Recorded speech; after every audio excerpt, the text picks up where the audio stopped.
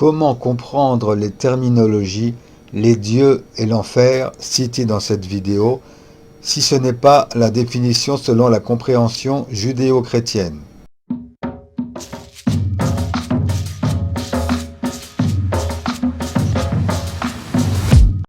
Quand on ouvre un dictionnaire japonais-français au mot Jigoku, il est traduit par enfer.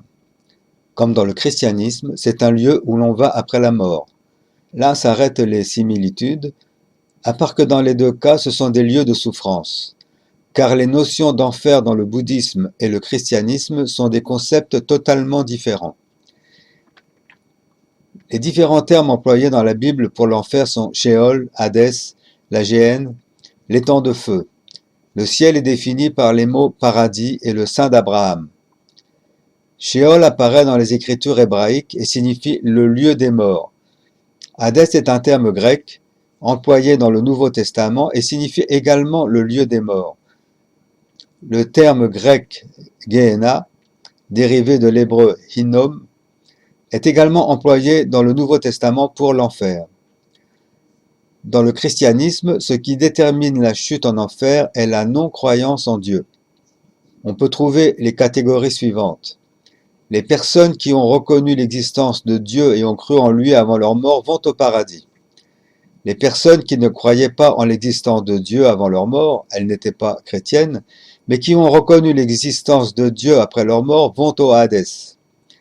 La Géhenne est réservée à ceux qui non seulement n'ont pas cru en l'existence de Dieu durant leur vie, mais ont aussi commis des péchés en faisant des choses qui allaient à l'encontre de la volonté de Dieu. La plus grande différence idéologique entre le bouddhisme et le christianisme est que l'idée de réincarnation est absente du christianisme. Le christianisme, qui expose une vision dualiste du corps et de l'esprit, croit fondamentalement que l'âme d'une personne décédée est appelée directement auprès de Dieu. La décision de savoir dans quel monde une personne ira après sa mort n'est pas réversible une fois qu'elle a été prise par Dieu. En d'autres termes, une fois que Dieu a décidé qu'une personne ira au paradis, elle ne tombera pas en enfer. Mais bien sûr, l'inverse est également vrai. Une fois qu'une personne a été condamnée à l'enfer, elle ne pourra jamais aller au paradis, quel que soit son degré de repentir. Encore une fois, il est clair que la religion chrétienne ne tient aucun compte de la loi de causalité. Le bouddhisme, par contre, affirme qu'après la mort, les êtres humains se réincarnent dans 6 mondes de souffrance, appelés les 6 voies: enfer, esprit affamé, animaux, ashura, humains et cieux. L'enfer est l'une de ces 6 voies et représente le monde le plus douloureux. Il est considéré comme le monde où vont les personnes extrêmement mauvaises qui ont commis des péchés considérables au cours de leur vie. Il existe plusieurs définitions de l'enfer dans les écritures bouddhistes, toutefois la plus commune est celle donnée par les 8 grands enfers brûlants. Premièrement, l'enfer aux vies semblables. Y tombent ceux qui ont commis la faute d'ôter la vie. Deuxièmement, l'enfer des cordes noires. Y tombent ceux qui ont commis la faute d'ôter la vie et de voler le bien d'autrui. Troisièmement, l'enfer de la rencontre des êtres. Y tombent ceux qui ont commis le meurtre, le vol et la luxure. Quatrièmement, l'enfer des cris et des vociférations. Tombent dans cet enfer ceux qui ont commis le meurtre, le vol, la luxure et l'abus de boissons alcoolisées. Cinquièmement, l'enfer des grands cris et vociférations. Les damnés tombés dans cet enfer ont commis le meurtre, le vol, la luxure, l'abus de boissons alcoolisées et le mensonge. Sixièmement, l'enfer des brûlures et de la chaleur. Tombent dans cet enfer ceux qui ont commis le meurtre, le vol, la luxure, l'abus de boissons alcoolisées, le mensonge et ont eu des vues erronées. Septièmement, l'enfer des grandes brûlures et chaleurs. Les damnés tombés dans cet enfer ont commis le meurtre, le vol, la luxure, l'abus de boissons alcoolisées, ont eu des vues erronées et violé une nonne respectant le précepte de pureté. Huitièmement, l'enfer sans intervalle. Tombent dans cet enfer ceux qui ont commis les 5 crimes de rébellion: parricide, matricide, meurtre d'un saint, action de faire couler le sang du corps du Bouddha, destruction de l'harmonie de la congrégation. Y tombent également ceux qui ont commis l'offense au Dharma. Les souffrances subies dans ces différents enfers sont progressives et décrites en détail dans les sutras. La durée du séjour est interminable et également progressive. Toutefois, même l'enfer le plus dur, le plus long où les souffrances ne connaissent aucun répit, connaît une fin. Le méchant Devadatta, le propre cousin du Bouddha Shakyamuni qui croupissait dans cet enfer sans intervalle pour avoir commis 3 des 5 fautes cardinales, il avait tué une sainte, fait couler le sang du Bouddha et détruit l'harmonie de la congrégation, reçut son nom de Bouddha dans le futur de la part de Shakyamuni dans le Sutra du Lotus. Quant au paradis des chrétiens, c'est un monde où Dieu réside et qui est basé sur sa loi. Il est considéré comme un monde éternel où il n'y a ni chagrin ni souffrance. C'est aussi un monde sans nuit car il est éclairé par la lumière émanant de Dieu. Sur les images populaires, on y voit des petits enfants caressant des lions. Il faut croire que les lions croyaient en Dieu de leur vivant et sont devenus végétariens. On comprend ici que, dans sa vision dualiste du monde, le christianisme considère la nuit comme négative puisqu'elle est absente du paradis et que, selon la Genèse, la création de la lumière fut l'une des premières œuvres de Dieu. Le bouddhisme qui enseigne la non-dualité des choses a bien compris que les deux étaient indissociables et aussi importantes l'une que l'autre. D'ailleurs, la notion de ciel du bouddhisme est plus complexe, même si la couleur dominante est le plaisir. Il existe ainsi 6 cieux du monde des désirs, 6 cieux du monde de la matière et 4 cieux du monde de l'esprit. Les 6 cieux rattachés au monde des désirs décrits dans le 8e fascicule du Kosa sont, premièrement, le ciel des 4 rois, en japonais Shioten. Le premier des 4 rois est Bishamon, appelé également Tamonten, Vaishravana en sanskrit. Il protège le flanc nord du mont Sumeru et est inscrit en haut à gauche sur les Gohonzon de Nichiren Daishonin. Ensuite, nous avons Komoku, Virupaksa en sanskrit. Il protège le flanc ouest du mont Sumeru et est inscrit en bas à droite sur les Gohonzon de Nichiren Daishonin. Ensuite vient Zojo, Virudaka en sanskrit. Il protège le flanc sud du mont Sumeru et est inscrit en bas à gauche sur le Gohonzon de Nichiren Daishonin.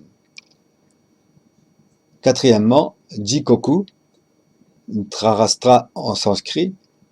Il protège le flanc est du mont Sumeru et est inscrit en haut à droite sur le Gohonzon de Nichiren Daishonin.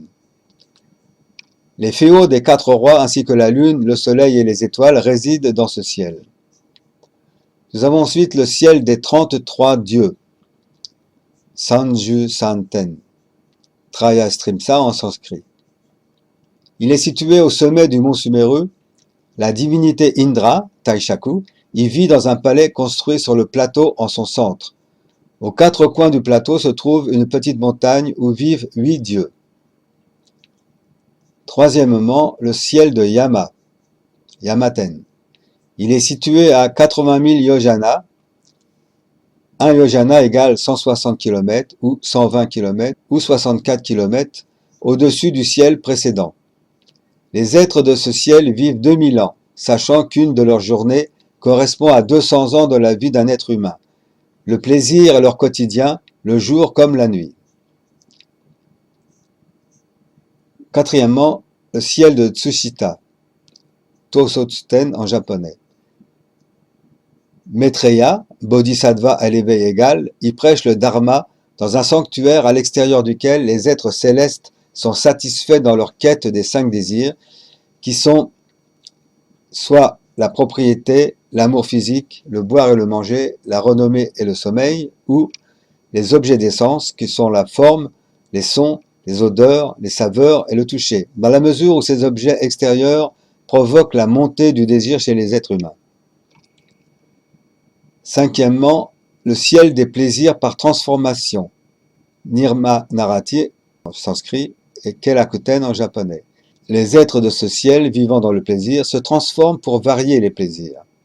Sixièmement, le ciel de la libre jouissance d'autrui, en sanskrit Paranirmya Vasavartin. En japonais, Takeji Zaiten.